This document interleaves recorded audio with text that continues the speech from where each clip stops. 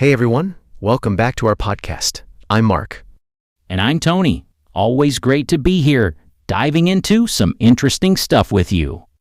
Today we're focusing on a super relevant topic that I think touches a lot of people in one way or another. Lifestyle consumer trends of 2024, specifically around wellness, mental health, and the explosion of plant-based products. Yeah, this one's close to home for me. It feels like these trends are everywhere now. From the grocery store shelves to your social media feed, even conversations at the dinner table. It's like people are waking up to the need for better self-care and healthier living. Absolutely. And the data backs this up. For example, reports show that wellness markets are projected to keep growing significantly this year, with mental health apps and plant-based food sales leading the charge. It's not just a fad, it's a real shift in how consumers prioritize their lifestyle choices. Right, and what's really interesting is how these things intersect. Mental health isn't just about therapy or meditation apps anymore. It's also tied into what we eat and how we move through the world. The plant-based trend, for instance, isn't just about vegans anymore. It's about everyone wanting food that feels lighter, healthier, and more ethical. I'm personally all in on that. So, when we say wellness in 2024, what exactly are we talking about? It's such a broad term. Are we focusing on physical health, mental health, or some kind of holistic approach? I'd say holistic is the perfect way to describe it. Wellness today is multidimensional. People aren't just checking the box for exercise or eating kale to be trendy.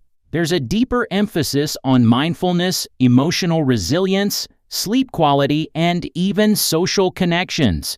The mental health piece especially seems front and center now. It's not taboo to talk about it anymore. If anything, it's almost expected. That's a good point. The way mental health awareness has exploded, especially post-pandemic, has really changed consumer behavior. More people are app-savvy, using things like meditation apps, therapy services online, or even wearable devices to track stress and sleep. Those industries are booming. Yeah, I've tried some of those meditation apps myself. Some days, it really makes a difference. And what's cool is companies have noticed this too. They're building these kinds of services into their products or offering mental wellness perks to their employees. It's becoming part of everyday life, not something you only think about when things go south. On the other hand, do you think there's a risk that some of these wellness trends become superficial or commercialized? Like people just buying the latest yoga pants or mood-enhancing gummies without really engaging with the deeper benefits? Oh, definitely. The wellness market is ripe for a little overhyping and marketing fluff.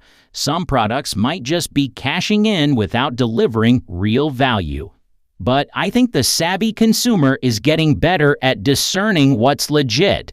Plus, the rise of scientific research backing certain habits or foods helps cut through the noise. Speaking of food, the plant-based category has really exploded recently. Not just your usual tofu and tempeh, but advanced meat substitutes, dairy-free cheeses, and even plant-based seafood. What's driving that? A mix of things. Health is a big motivator. People want to lower cholesterol, avoid processed meats, or just feel better overall.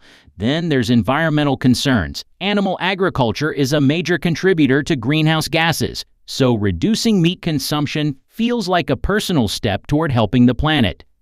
And ethical reasons too, like reducing animal suffering. It's a convergence of health, ethics, and sustainability. And innovation in this space is wild now. Companies like Beyond Meat and Impossible Foods have cracked the code on taste and texture in ways that weren't possible when I was a kid. Honestly, some of these plant-based burgers can fool even hardcore carnivores. I agree. The taste barrier has really dropped. I know a lot of folks who say, I'm not even a vegetarian, but these plant-based options fit into my diet just fine. Plus, variety is bigger than ever. Plant-based doesn't mean boring. You have jackfruit tacos, chickpea-based sausages, oat milk lattes, you name it. Oat milk alone has gone from niche to mainstream in, less than 5 years? It seems to have a mass appeal because it's creamy, sustainable, and allergen-friendly. Oat milk is my go-to now. But I think people like having options that feel less restrictive. It's not about giving something up. It's about adding cool new choices. A friend of mine calls it flexitarianism, where you mostly eat plants but aren't militant about it. That's a huge demographic right now. That's an important nuance. The plant-based movement isn't just vegans versus meat eaters anymore. It's about a spectrum of eating habits. That makes it more accessible and inclusive.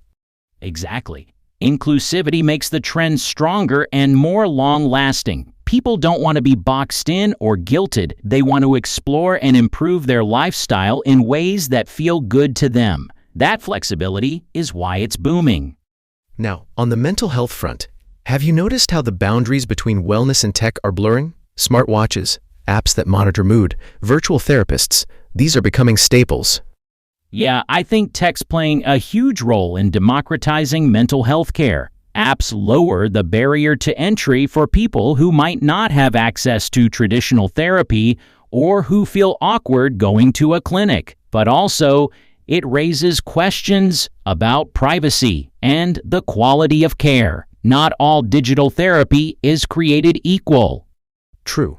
The convenience is great, but it's important to choose reputable platforms. Also, these tools tend to supplement, not replace, one-on-one therapy for many people. But it's encouraging to see so many services trying to make mental wellness approachable and destigmatized.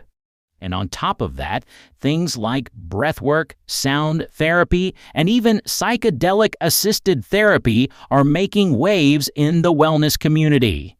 People are experimenting with alternative ways to heal and find balance beyond the standard talk therapy model. Psychedelic-assisted therapy has gotten a lot of attention recently, especially with emerging clinical studies showing benefits for conditions like PTSD and anxiety. It's exciting, but obviously needs to be approached responsibly. For sure. It's still early days, but it points to how broad and exploratory the wellness trend really is. People don't want one-size-fits-all answers. They want options and agency in their health journeys. So, overall, what would you say is the biggest takeaway about lifestyle consumer trends in 2024? To me, it's that people are consciously investing in their well-being in ways that balance mind, body, and environment. There's this growing sense that health is a package deal, not just what you eat or how you exercise, but your mental state, the products you buy, and even the companies you support. It's lifestyle integrity. Great phrase, lifestyle integrity.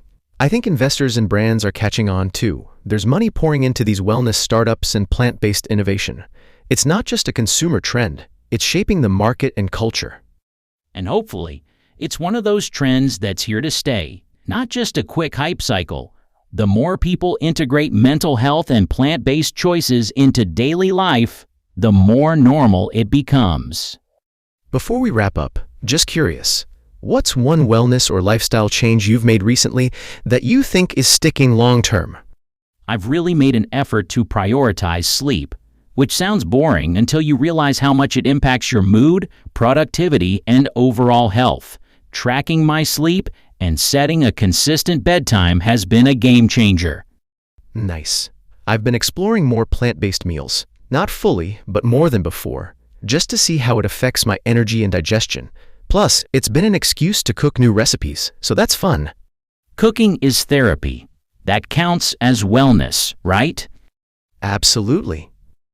All right, let's wrap this up. To recap, wellness in 2024 is this broad, evolving space where mental health awareness, plant-based products, and holistic approaches are reshaping how consumers live and spend. It's not about extremes, but flexibility and integration, and tech is playing a big role in making mental health more accessible. Yeah, we're seeing a cultural shift from stigma around mental health to enthusiasm for plant-based eating, and it's backed by innovation and market growth. It's an exciting time to watch lifestyle trends unfold. Now for our question to listeners, what's one wellness or lifestyle habit you've adopted lately that surprised you by how much it helped?